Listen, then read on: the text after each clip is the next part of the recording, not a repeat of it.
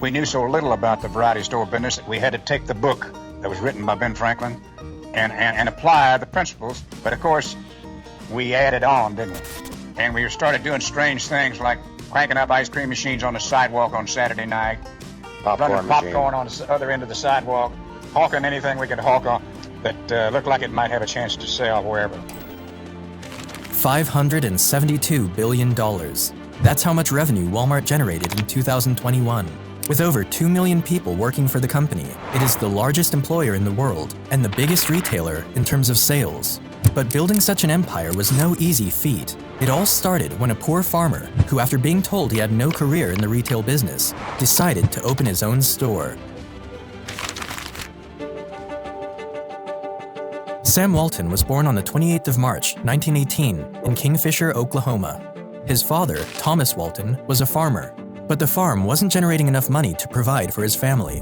Because of this, the family traveled around the country looking for greener pastures, moving from one state to another until they finally settled in Columbia, Missouri. Around this time, Sam had become a teenager. He helped the family by working a variety of small jobs and watched how his father survived by turning a small profit on each business deal he made. He also watched his mother start up a fairly successful milk business that involved him milking cows and delivering the milk to customers in the neighborhood after his football practice. His parents taught him the value of hard work and also just how much work it took to make a single dollar. But things weren't great at home for Sam. His father, Thomas, was almost never with the family, as he was always on the road trying to make extra money where he could. Because of this, Thomas's relationship with his wife worsened every year. In fact, in his autobiography, Sam described his parents as the two most quarrelsome people to ever live together. To escape the troubles at home, Sam engaged himself in sports, joined the Boy Scouts, and took several leadership roles that kept him busy. Sam graduated from David H. Hickman High School in 1935 and decided to attend the University of Missouri to take his first steps into the business world. While in school, he worked many odd jobs to support himself, including delivering newspapers and waiting tables in exchange for meals. Upon his graduation in the spring of 1940, Sam would get his first taste of the retail industry. He got himself a job as a sales trainee at JCPenney, which back then was just a small shop in Des Moines, Iowa. His starting pay was $75 a week, but this job did not go smoothly for Sam, and he was seen as one of JCPenney's worst employees. One thing counting against him was that his bookkeeping was terrible because he hated making his customers wait while he fussed with paperwork. As a matter of fact, Sam's boss threatened to fire him at one point, and even told him that he had no career in the retail business. The only thing that saved Walton was his gift for salesmanship, which earned him an extra $25 a month in sales commissions. When the Second World War reached America in 1941, Walton was eager to play a role in it. He quit his job the following year and joined the U.S. Army. The Army recognized Sam's natural leadership skills and selected him to become a member of the military's intelligence corps, where he rose to the position of captain. The military stationed Sam in Oklahoma in April of 1942, where he met his future wife, Helen, and after a short period of dating, they got married on Valentine's Day in 1943.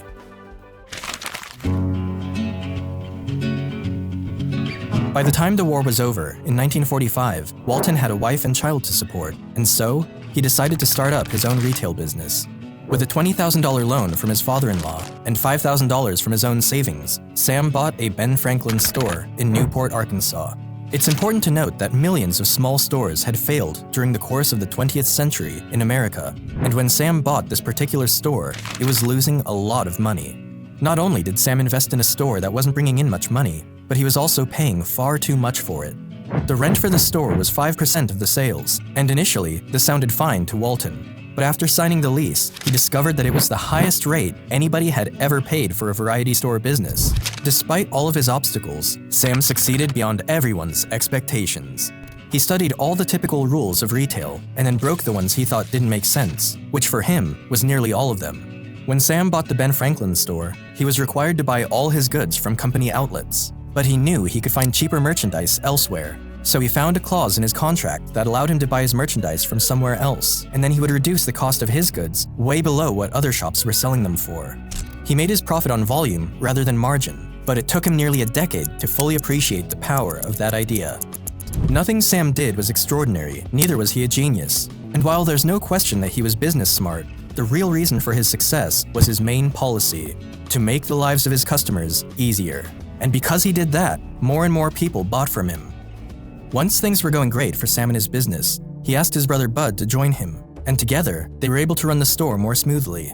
The Butler brothers, who owned the store Sam had leased, were not happy with the fact that the Waltons were getting their merchandise elsewhere, but they couldn't say much about it because the numbers Sam was generating were unmatched anywhere.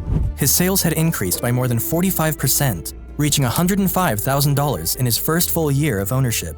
The following year, the number increased again to $140,000, and by the third year, his sales increased by another 25%, reaching $175,000. After only 3 years in the business, Sam was able to repay the $20,000 loan his father-in-law gave him in full. And 2 years later, Sam had become the leading variety store owner in Arkansas, and likely in the neighboring states as well. But the truth is, it wouldn't matter anyway, because the business was destined to fail.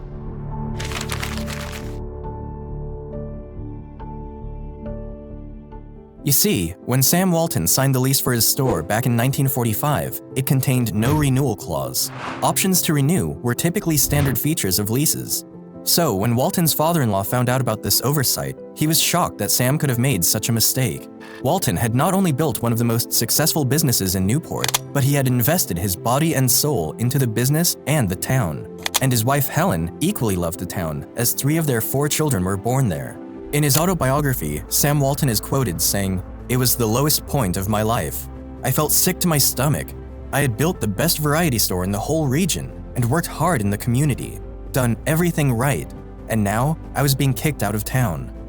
After being kicked out of his own store, Sam Walton was eager to start again, but this time he was determined to do it the right way and better than ever. He began to search for a new destination to buy another store until he found one in the tiny community of Bentonville, Arkansas.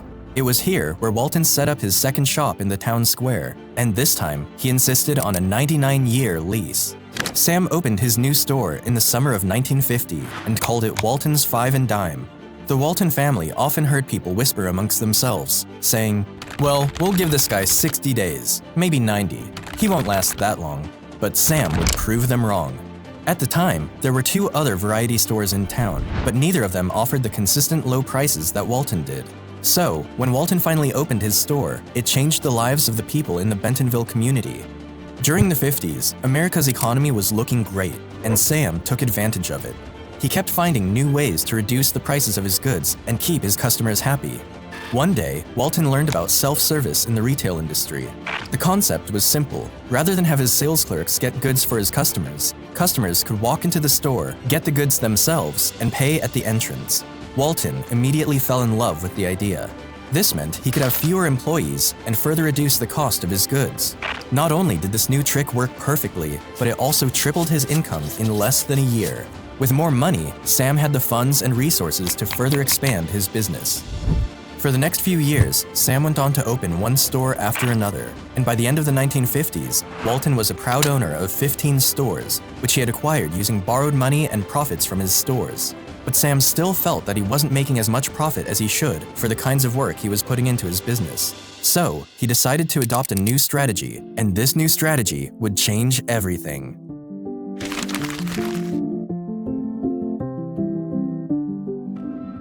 We exist to provide value to our customers, which means that in addition to quality and service, we have to save them money.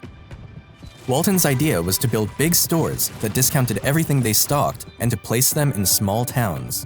By dramatically slashing his prices, he would undercut his competitors and make up the difference in price through a higher volume of sales. This idea was already being practiced across the country, but the difference was that the discount stores tended to be small and were located in the cities, and most of them only offered discounts for specific items, not their entire stock. It was risky, and he needed a lot of money to make it work. Sam initially approached the company that franchised Ben Franklin's stores with his idea, but they refused to back him, especially because his idea meant that they would have to cut their standard wholesale margin in half to accommodate the low prices he wanted to charge. With nowhere else to go, Walton decided to take a big gamble. He mortgaged his home, borrowed a whole lot of money, and opened his first Walmart store in Rogers, Arkansas in 1962. Customers were thrilled that they didn't have to travel all the way to the city to get discount prices on goods. They flocked to Walmart stores in droves, and the company's sales rose tremendously. In those years, Sam kept learning from his competitors and developed new ways to further reduce the prices of his goods. He replaced the wooden shelves in his stores with metal ones, as they were cheaper and more durable. Another strategy he came up with was to keep his stores open for longer hours than his competitors. This was something only Walmart was doing, and it helped him generate more money.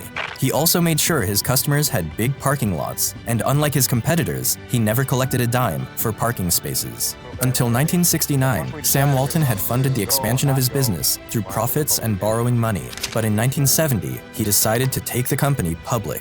The initial offering generated about $5 million and allowed Walton and his family to retain about 61% ownership of the stock. The money afforded Walton the opportunity to pay off the debts he owed to banks, to pay back loans from friends, and to move forward with his next ambitious plans for the country.